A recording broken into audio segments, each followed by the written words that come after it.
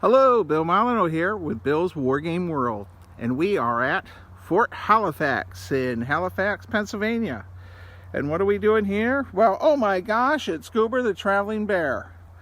Well, Goober and I have traveled to Fort Halifax, and it's a French Indian War weekend. Fort Halifax is one of a string of forts along the Susquehanna River. There are several, including Fort Augusta, which I did a video on. So what is neat about this event is we are literally camping right on the Susquehanna River. And this site does a fantastic job of 2 reenactments, and I've been coming here for over a decade, and the fort staff does a great job on promoting the site and also having Kids Day. So all during the day today on Friday, they had school groups come in. All right, Goober and I'll take you around a little bit. Well, this site was a dairy farm at one time. There's the milk house.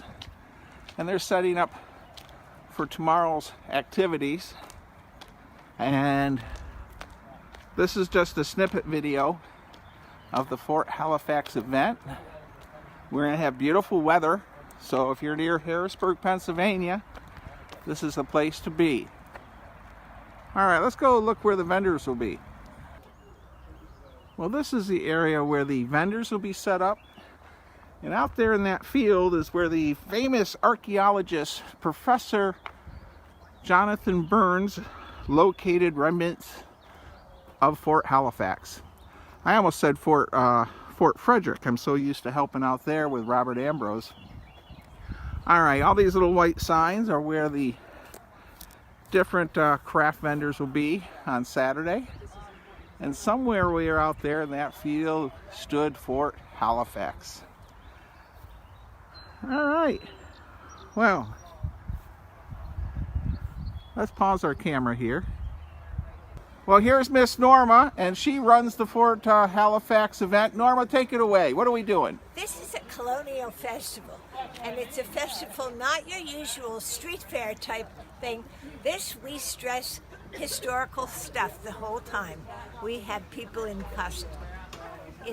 colonial dress. We have people using colonial tools. We have people fighting colonial wars. So it's a really good event. The battles are especially fun. And we have 2, right? One at 3 and 1 o'clock and 3 o'clock? That's correct, yes. All and right. The one is called The Burning, which is a good hint of what you might expect. And what time should people show up tomorrow on Saturday morning? I think between 10 and 11 is good, because then you'd have plenty of time to do stuff before, like you take a hayride, or before the burning, or before you go over to the food. Well, and we're in Halifax, Pennsylvania, outside of Harrisburg. Thank you, Miss Norma, for talking to me. You're welcome, and have a lovely weekend. It is beautiful. Thank you. Well, I guess that's about it. Goober the Traveling Bear already got in trouble, and as you can see, he's been put in the stocks. All right, laugh. Life is short. We're going to have a great time at the Halifax Festival. Come out to Fort Halifax outside of Harrisburg. Stay safe, be kind, be courteous, and come out and see the French Army take on the Augusta Regiment. Thank you again for watching, and don't forget to subscribe. Hello, Bill Molyneux here from Bill's Wargame World, and we are at Fort Halifax. This will be a string of videos regarding this French Indian War event in Halifax, Pennsylvania. This sits right on the Susquehanna River, and I mean right on the Susquehanna River. Fort Halifax was a string of forts, Fort Halifax, Fort Augusta, and oh my gosh, it's Goober the Traveling Bear testing out a Native American canoe. All right, well, I'll be running video on and off all day. I'll string them together. Right now, I'm doing a video at 6:30 in the morning. You'll see how relaxed, calm it is. As I do more video throughout the day, you'll realize there'll be thousands of people here. And I'm also going to try to have a friend record the battle. So that's it for now. Hello, here I am at Fort Halifax and tying this video. So this is the Augusta and Conrad Weiser Battalion. If they've got green faces, green cuffs is the one battalion, and then red cuffs and red facings is Conrad's unit. And then we have the 1st, 2nd, and 3rd battalion here. Everyone is starting to arrive and setting up, getting ready for the event. We got vendors setting up, and we have a gunsmith here, a blacksmith here. Let's go take a look at the blacksmith. Well, we are with the blacksmith here at Fort Halifax. What does a blacksmith do? A blacksmith makes everything out from iron and steel, hinges, fish hook sewing needles, tomahawks, just about anything that people needed. So we took care of them. All right, and so this is what you, the tools of the trade. I see you have, what's that thing called? This is the anvil. Okay. This is a 18th century reproduction by Jim Hoffman. And the cross peen hammer for working the metal. And then we have the forge that contains the fire and the bellows. Okay, what happens when you pump the bellows? They throw the oxygen into the fire. Very, very efficient. These are double action bellows, meaning there's 2 separate chambers. Wow. To push the air. Well, thank you very much. You're quite welcome. And I remember one event we were at, it was pouring rain, and I hid underneath your tarp. There you go. Thank you again. You betcha. Take care. Well, we have someone selling brooms, so... He's going to be demonstrating. I don't know where he went. No, he's back there. That's fine. Thank you. So, I'm not going to make any comments about wives, brooms, and witches, so we will just... You won't be the first. All right, so we have brooms that are made by the broom maker. We have hay rides here at Fort Halifax, and we're going to go over and take a look at the vendors. So the Fort Halifax Festival here, besides the 2 reenactments, we have a ton of people showing up already. And the fort is situated, or was situated, where the parking lot is.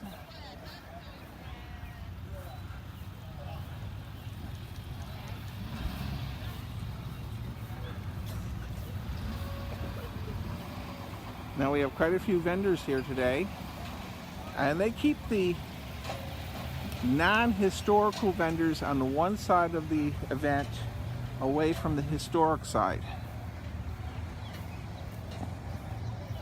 We will just cruise by.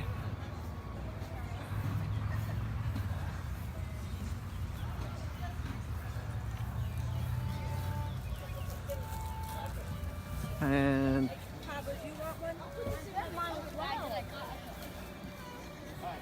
we have quite a few vendors here and crafts.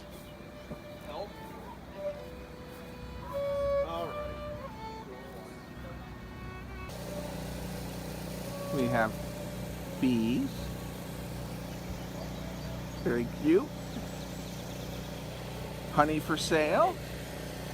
Very nice. Cruise along over here.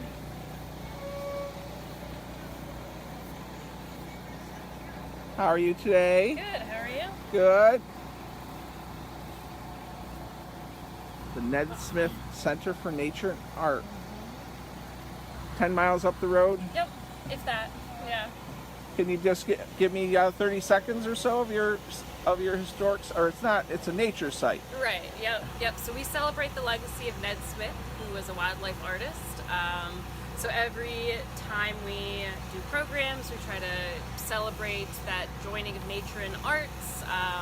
So here today we have a little bit of both. We have some fun coloring pages, but also some cool nature objects for people to check out and enjoy. And the location of your center? We are up in Millersburg, just 2 miles outside of town on Water Company Road. And we're in the state of Pennsylvania. That's very good for my YouTube channel. Thank you for your time. Yeah, of course. Thanks.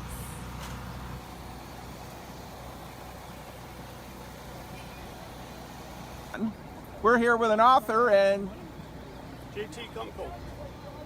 cool. And what do you write, sir? I write mysteries.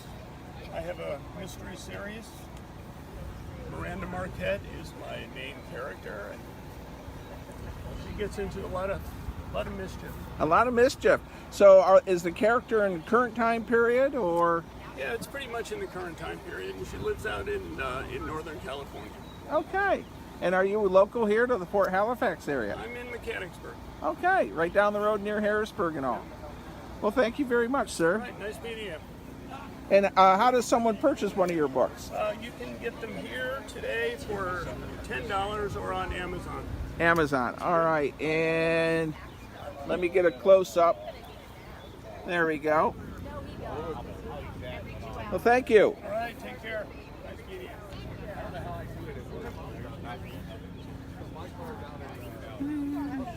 All right, well, we've hit some of the vendors, interacted with a few fun people, and we're going to go and see about getting our French gear together. We have a battle to fight. Well, they have food trucks here at Fort Halifax also. We got French fries, pulled pork, all kinds of stuff. We got funnel cakes. All right, we'll close this out for now and come back for some more later. Hello, Bill Molyneux here with Bill's Wargame World. We're at Fort Halifax. And right now we are with Mr. Gerald. And Gerald, take it away. What are you here for? My name is Gerald Harris. I'm a member of Conrad Weiser's battalion of the Pennsylvania Regiment, 1756 to 1758. I'm portraying a British Pennsylvania Provincial soldier here at Fort Halifax Park in Halifax, Pennsylvania. Very nice. Now, I noticed your jacket is green. I thought you British soldiers wore red. I am a British Pennsylvania Provincial. I'm wearing the green for Pennsylvania and the red for Great Britain. And the red for Great Britain.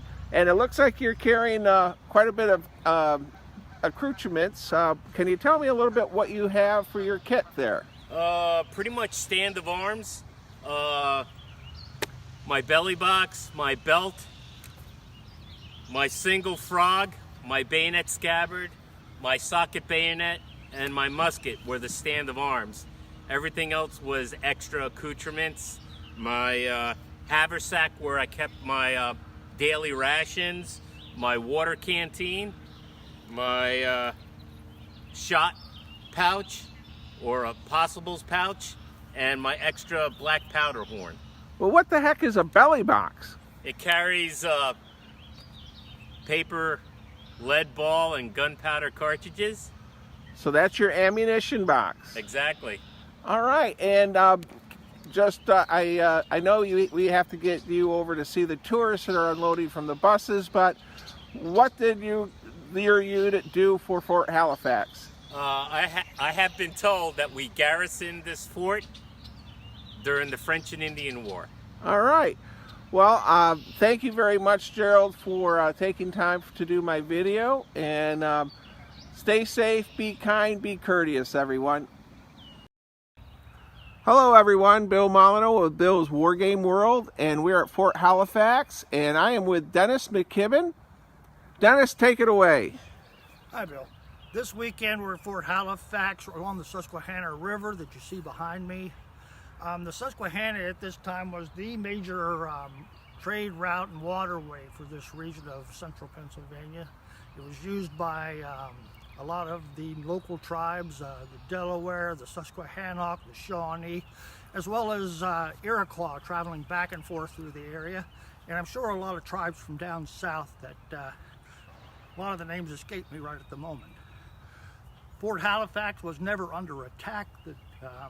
It was actually a supply post for Fort Augusta, farther north up here. And I don't think either one of them saw any major attacks other than the natives doing some pot shots at Fort Augusta from the cliff sides on the other side of the river. I'm one of the reenactors, native reenactors from central Pennsylvania, and I have to say that most of the native reenactors that work in this area, work in Pennsylvania, are actually very good at what they do. A lot of people don't realize the amount of work that goes into doing native reenacting, because there's not a lot of documentation available, at least not near as much as what there is for the French and the English. Everything has to be sought out and gone after with a very extreme intent on doing that. And the reenactors here in Pennsylvania do a very good job of it. And a lot of people don't realize that the material that we use to document and support what we do is the exact same material that most of the universities and colleges in Pennsylvania use to teach their own history courses in their students, and the ones that they use for the PhDs of these professors that are teaching in these colleges. Because the first person documentation doesn't change. There's only so much of it available. So as it's available to the general public, it's the prime source for the reenactors here in Pennsylvania to use for, like I said, setting up the trails and doing what they do. Oh, Dennis, can I ask you one quick question before we, I know you need to get going to talk to the tourists, but I see you're holding a musket. Why in the world is it blue? Can you just cover that for me before we say goodbye? All right, this is a what they call a trade musket. It's one of the cheap models, okay? It's not one that would be given to a prominent warrior or a chief.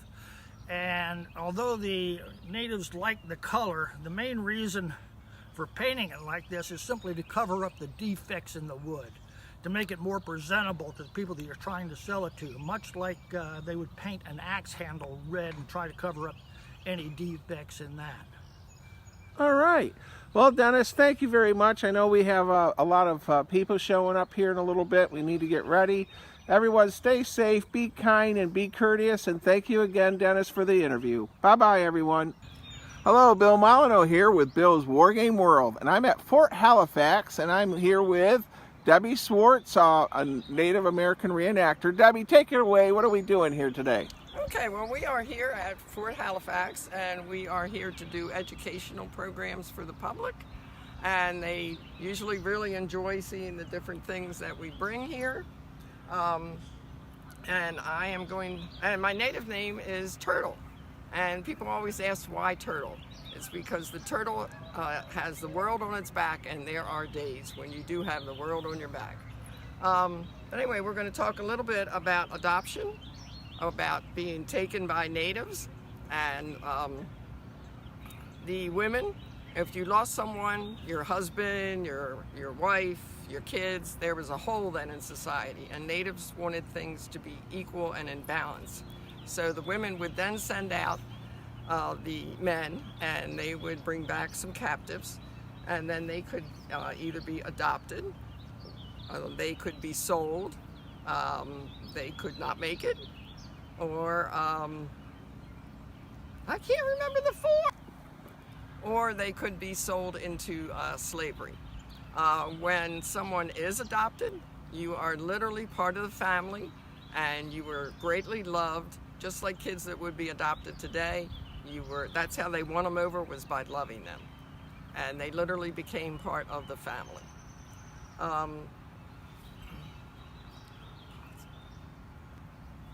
So let's talk a little bit about what I am wearing. I am actually wearing colonial shoes. This is the 18th century, and of course by the 18th century, trade has become extremely important. So I am wearing a French capote. I have on socks. Socks were a huge trade item for the ladies. We have on leggings. We have finger woven ties to hold your leggings up. We have a wraparound skirt. The skirt is simply a piece of wool, and you would wrap it around you, and then you had a belt, and you would just fold it up over the belt. That way it could be adjusted if you were pregnant, or if you lose weight, gain weight, you could use the skirt forever. I have on a linen shirt. And again, it's a trade item. If you're talking earlier 17th century, it's all leather, but by 18th century, it is no longer leather. Because it takes so much time to make a hide, it is so much better to send your husband out to get a deer hide, and he brings that home, and then you can trade. I am wearing wampum.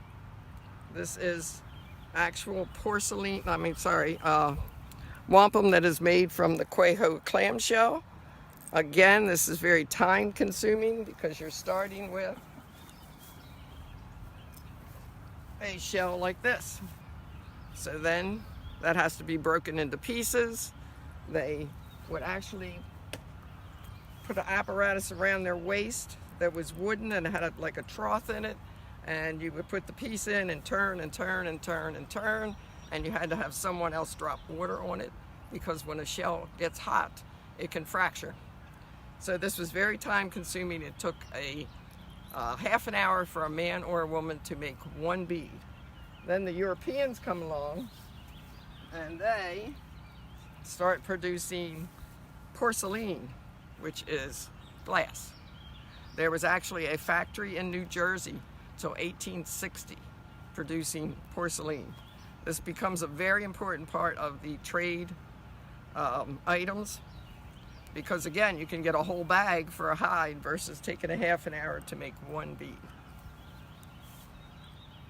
And these belts end up becoming our mnemonics. We do not have a written language, but we had memory experts that could read this belt. This happens to be an adoption belt, but you would pick out the young, when the kids were young, the ones that had good memories, and then they would be taught their whole lives how to read these.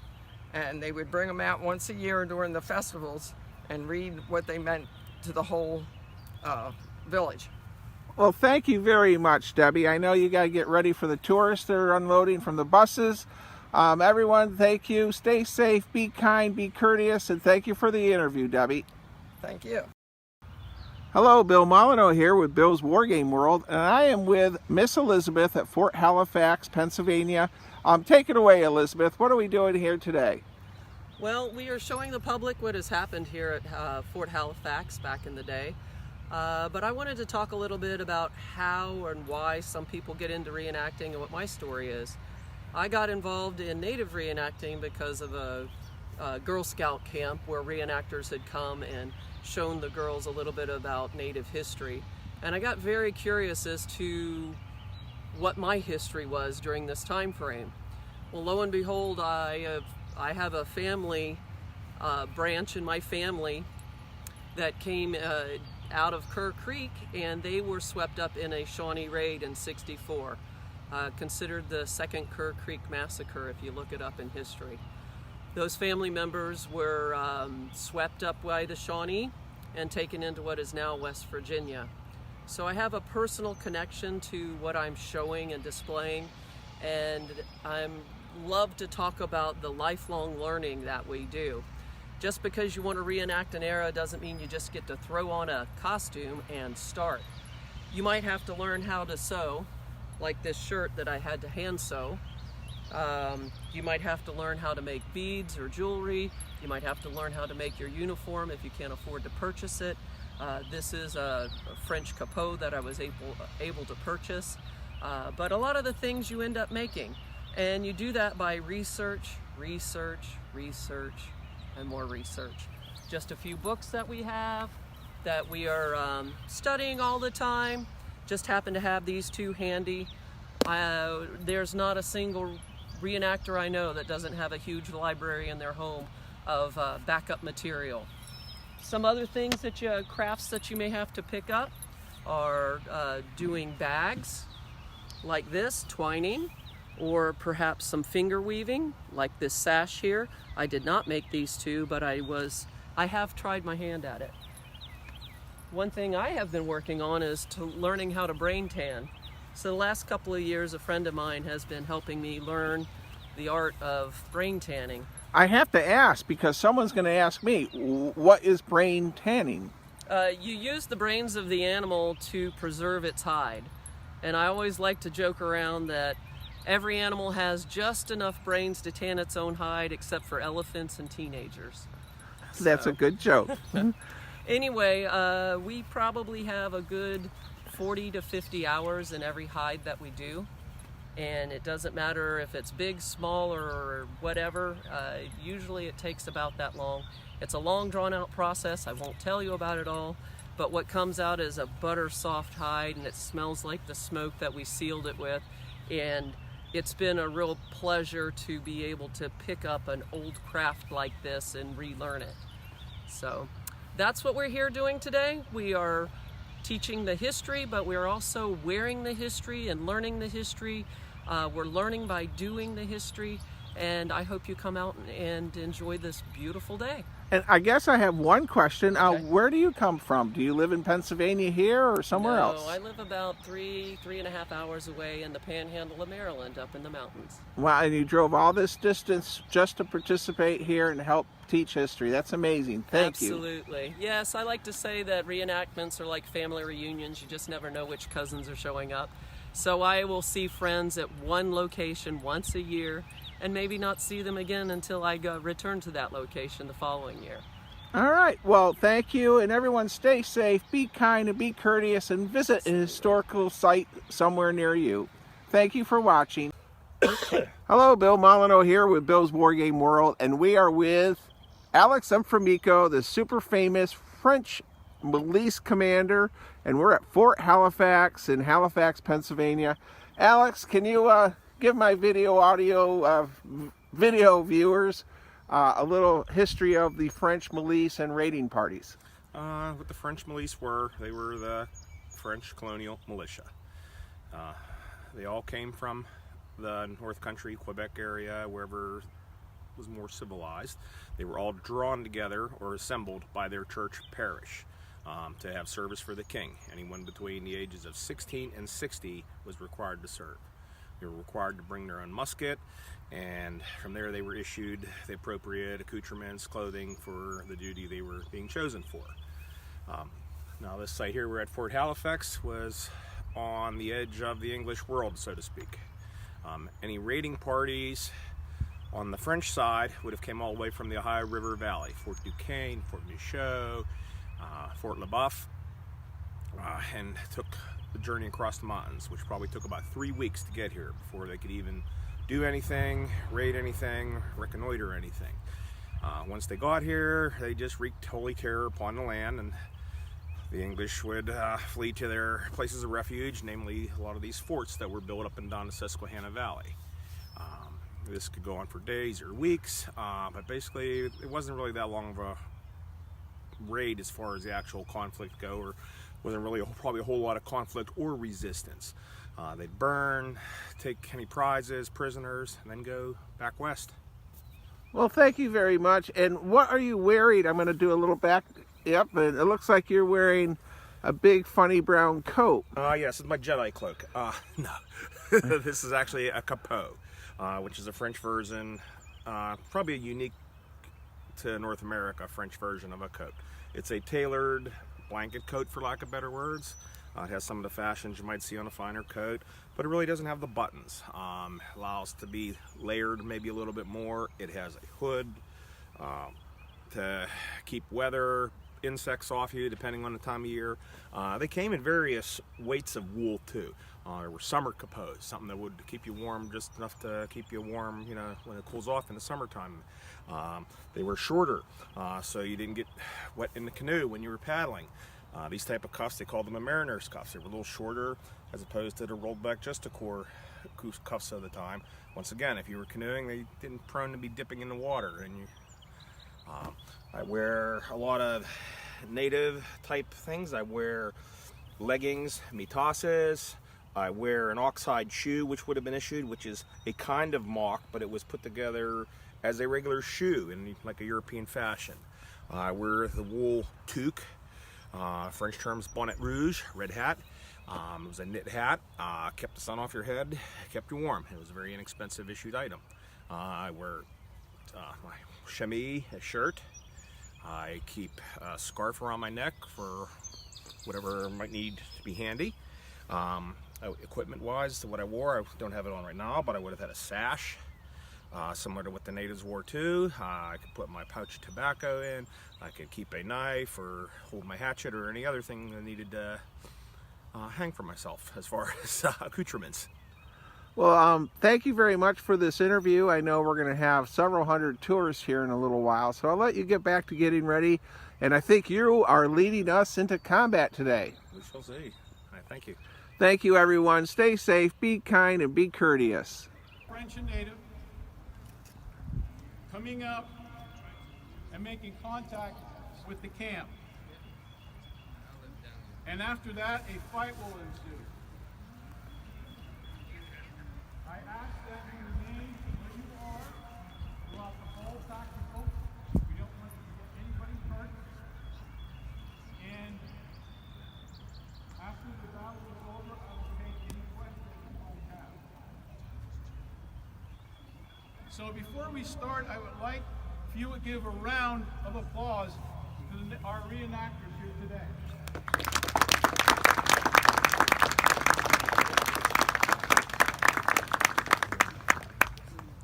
The battle is about to begin.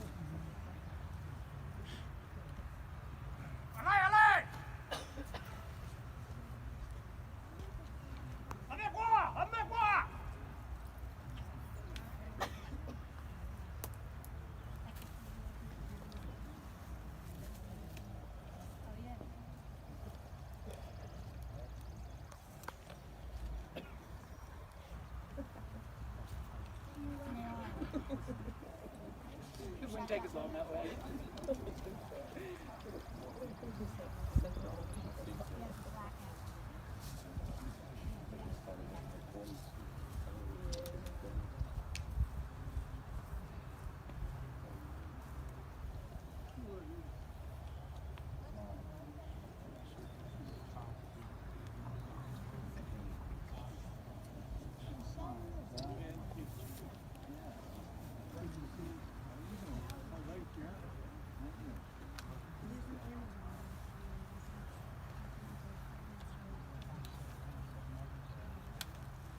Right.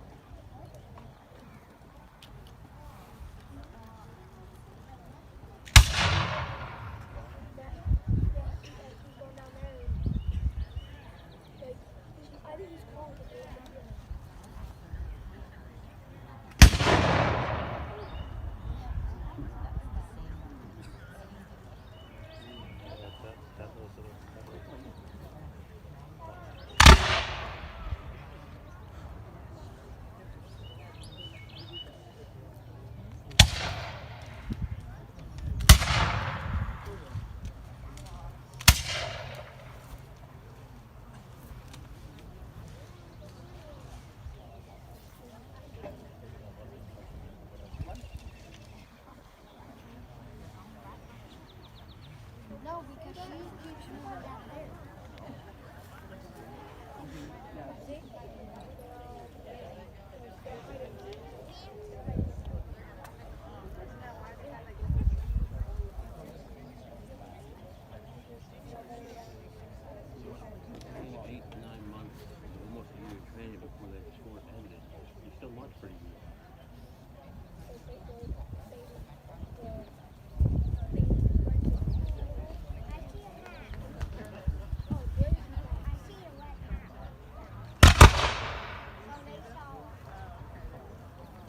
Ladies and gentlemen, it looks like the French have been driven back. Can I have applause to the reenactors?